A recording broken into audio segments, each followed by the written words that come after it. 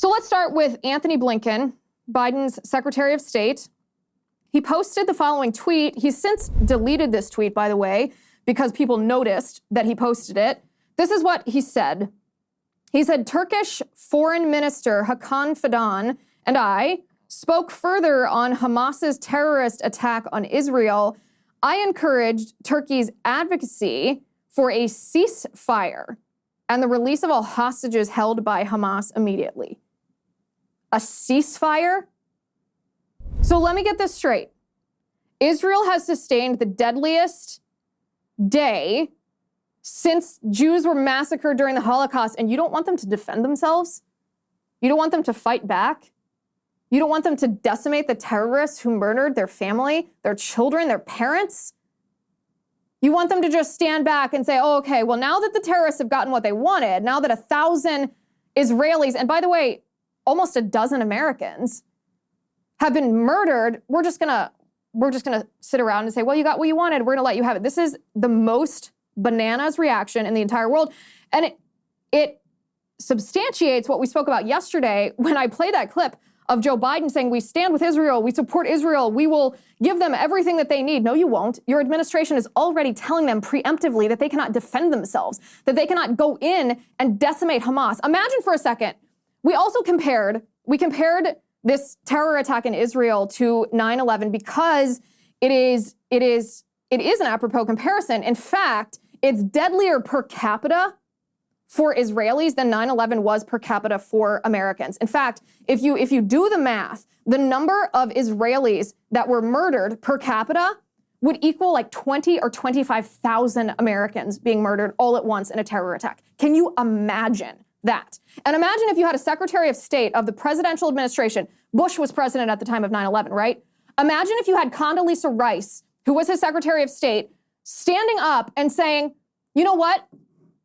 Now that Al-Qaeda and the Taliban have hijacked our jetliners, run them into the World Trade Centers, run them into the Pentagon, attempted to run them into the White House and the Capitol. Thank goodness that one was diverted. Now that they've gotten what they want, we're gonna call for a ceasefire. We're not gonna go in. We're not gonna try to decimate the Taliban, who gave safe harbor to Al-Qaeda. We're not gonna try to find bin Laden. We're not gonna do any of that.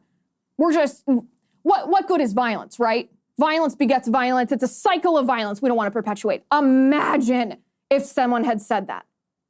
Not even the most anti-American politician in this country at the time would have dared to say something so atrocious.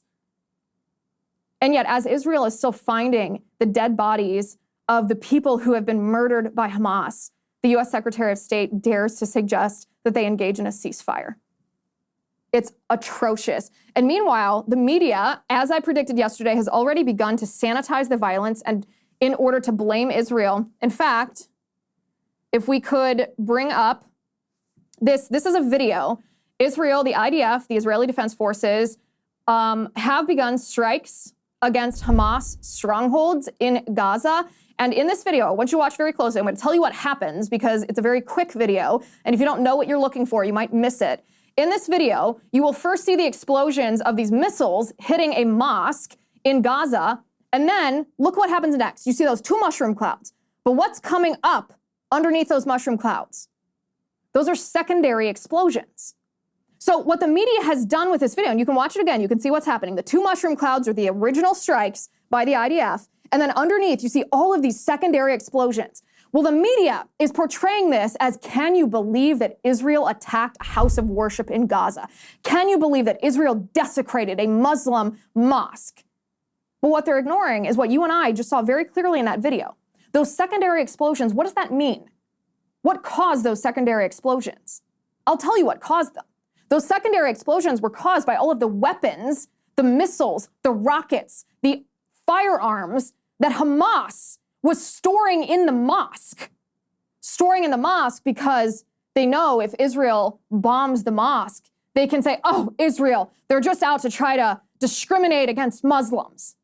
They hide rockets and missiles and bombs in schools and in hospitals and in private homes and in houses of worship in order to use the Palestinian people as human shields because they know Israel is a humane nation.